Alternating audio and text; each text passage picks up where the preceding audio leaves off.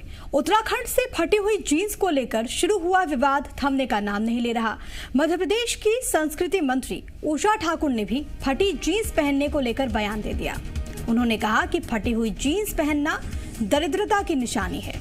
उषा ठाकुर ने कहा कि भारतीय संस्कृति कालजयी विश्व विजयी जगत गुरु संस्कृति है, जिसमें फटे कपड़े पहनना दरिद्रता का घोतक दिखाई देता है।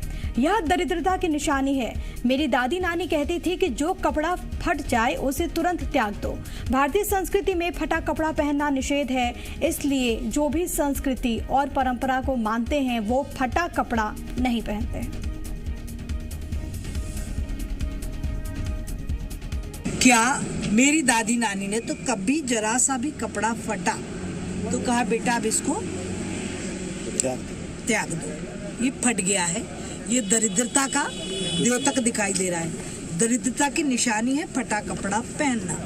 तो भारतीय संस्कृति में फटा कपड़ा पहनना निषेध है, इसलिए यहाँ फटा कपड़ा जो भी संस्कृति को मानते हैं, जो परंपराओं को मानते हैं, वो नहीं पहनते। और फटी जीन्स को लेकर मंत्री उषा ठाकुर के बयान पर सियासत भी तेज हो गई है। कांग्रेस विधायक कुणाल चौधरी ने कहा कि सरकार फटे कपड़े छोड़कर अर्थव्यवस्था पर ध्यान दे, युवतियों को पहनावे की आजादी है। तो वहीं बीजेपी प्रवक्ता नेहा बग्गा ने कहा कि उषा ठाकुर ने जो कहा वो सही है। विदेशी हमारी संस्कृति अपना रहे हैं, हम क्यों विदेशी संस्कृति को अपनाएं? कांग्रेस ने देश को बर्बाद कर दिया, उन्हें कुछ भी बोलने का अधिकार नहीं। देखिए, इस देश के अंदर मौलिक अधिकार है, किसको क्या पहनना है, किसकी क्या स्थितियां है, और हर व्यक्ति अपने मौलिक अधिकारों का उपयोग कर सकता है। और जनता के साथ ये तानाशाही करना बंद करे, दिया है उनको अपने स्थितियों में रहने दे। सरकार का जो काम है वो सरकार चलाए, ना कि सर्कस चलाने का काम करे। मूल मुद्दे गौण करने के लिए इस तरह के मुद्दों को लाया जाता। मुझे नहीं लगता कि कांग्रेस के पास वो मुंह बचा है कि वो देश की तरक्की की बात करें या देश किस ओर जा रहा है उसकी बात करें। और रही बात फटे कपड़ों की, तो आज अगर फटा कपड़ा होता है, मेरा फटा कपड़ा होगा या आपका होगा, तो मुझे नहीं लगता कि आप हम में से कोई भी फटा कपड़ा पहने। फट की तरफ से कई प्रकार के कपड़े होते हैं, पर आज वेस्टर्न कंट्रीज हमें फॉलो कर रही हैं। तो मुझे लगता है उषा ठाकुर जी बहुत वरिष्ठ नेता हैं, उन्होंने जिस परिप्रेक्ष्य में कहा होगा बहुत सोच समझ के ठीक ही कहा होगा। मुझे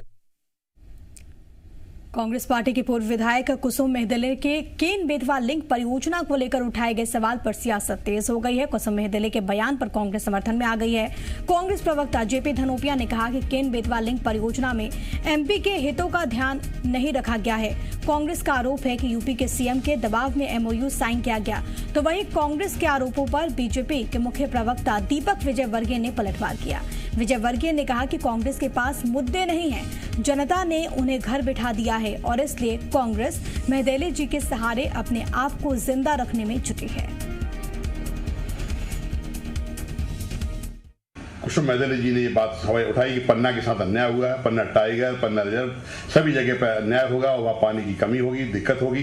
इससे ऐसा लगता है कि भारतीय जनता पार्टी में अब साफ तौर पर दिखने लगा है कि शिवराज सिंह चौहान के जो निर्णय है वो जनता पार्टी के नेताओं को भी स्वीकार नहीं है। केन बेतवा लिंक परियोजना का समझौता हुआ है, निश्चित रूप से उत्तर प्रदेश के दबाव में हुआ है कि भारतीय जनता पार्टी के नेताओं को खुश करने के लिए शिवराज सिंह चौहान मध्य प्रदेश के साथ समझौता किया है। ये निश्चित रूप से दुर्भाग्यपूर्ण है। मैं समझता हूँ कि इस पर पुनर्विचार होना चाहिए।